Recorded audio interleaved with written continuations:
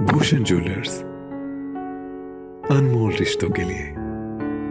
मंडी taxi union ने taxi maxi गाड़ियों के लिए सरकार द्वारा बनाई गई नई राष्ट्रीय परमिट नीति के विरोध में आरटीओ संजीत सिंह के माध्यम से मुख्यमंत्री जयराम ठाकुर को ज्ञापन भेजा। इस दौरान टैक्सी यूनियन मंडी के अध्यक्ष सुनील बरवाल ने कहा कि टैक्सी मैक्सी गाड़ियों के लिए नई राष्ट्रीय परमिट नीति, जिसमें परमिट फीस को कई गुना बढ़ा दिया गया है, उसको लेकर टैक्सी यूनियन मंडी रोष व्यक्त करती है। उन्होंने कहा कि पहले टैक्सी चालक सिर्फ परमिट परमिशन की ही फीस देते थे और जब कभी भी किसी दूसरे राज्य में जाते थे तो उस राज्य की सीमा पर प्रतिदिन का टैक्स देते रहे हैं, जिसे देने में टैक्सी चालकों को कोई परेशानी नहीं होती थी। उन्होंने कहा कि अब नई नीति के तहत सभी राज्यों का टैक्स इकट्ठा लिया जा रहा है, जो कि सही नहीं है। उन्होंने सरकार से मांग की है कि नई राष्ट्रीय परमिट नीति को वापस लिया जाए। यदि सरकार उनकी मांगों को नहीं मानती है तो आने वाले समय में प्रदेश स्तर पर टैक्सी यूनियन की बैठक बुलाई जाएगी और बैठक में रणनीति तैयार कर सरकार के खिलाफ धरना प्रदर्शन किया जाएगा।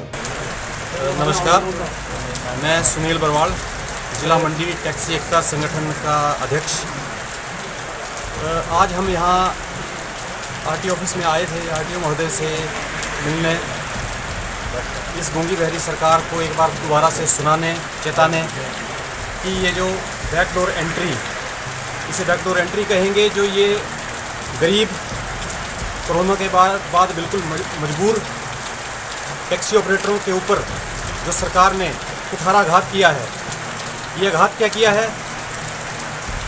एक गरीब टैक्सी वाले को इस बात के लिए आगे के लिए मजबूर किया जा रहा है कि वो नेशनल परमिट जो आज तक 575 रुपये प्रति वर्ष के हिसाब से मिलता था, अब वो क्रमशः 15,000 और 25,000 रुपये के हिसाब से मिलेगा। तो हम सरकार से पूछना चाहते हैं कि आज तक इस सरकार ने, या इससे पहले जो सरकारें रहीं, उन्होंने ऐसी कौन सी नीतियाँ बना दी? ये एक टैक्सी वाला 25,000 रुपये उस टैक्स के रूप में भरेगा, 30 और 35,000 रुपये एक छोटी सी गाड़ी की इंश्योरेंस देगा, एक्साइज टैक्स देगा, पैसेंजर टैक्स देगा, चालान के रूप में पुलिस के माध्यम से सरकारी खजाने में पैसा देगा। बात बात पर इस सरकार के लिए, सरकार को प्रत्यक्ष अप्रत्यक्ष रूप से सहायता देगा। तो हम आज ये पूछना चाहते हैं, इस ज्ञापन के माध्यम से हमने पहले भी भेजा है, लेकिन अभी तक कोई सुनवाई नहीं हुई है। मुख्यमंत्री जी अभी पद्दर में आए थे, एक बड़ी हास्यास्पद एक उन्होंने घोषणा की कि 3 महीने का जो एक्साइज एंड गुड्स टैक्स है उसमें 50% है, 50% की छूट कितनी बनती है?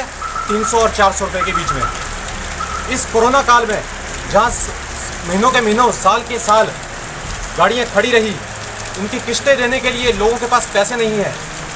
सरकार मोराटोरियम का ढिंढोरा पीटती रही, लेकिन उस मोराटोरियम का बेनिफिट नहीं मिला। आज ग्राउंड में जाइए, लोगों के घरों में पूछिए जिन्होंने टैक्सियाँ डाल रखी है, बैंक वाले उनके घर की नीलामी करने के लिए तैयार खड़े हैं।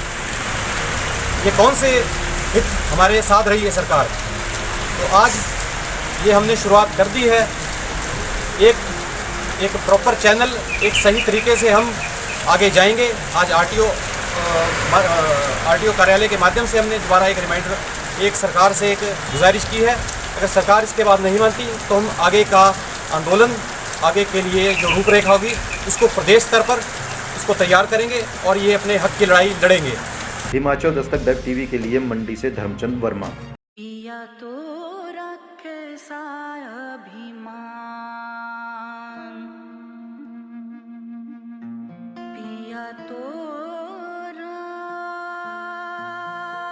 बीती यादों से नाता सहेजना सीखा, हाथ थाम कर जिनके चलना सीखा, गिरने लगती जब तो उनसे संभलना सीखा,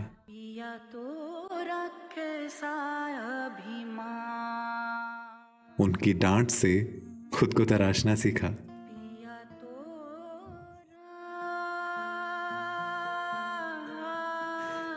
घर से दूर होकर भी दिल को हमेशा यह एहसास रहता है, उनका प्यार और फिक्र हमेशा मेरे साथ रहता है।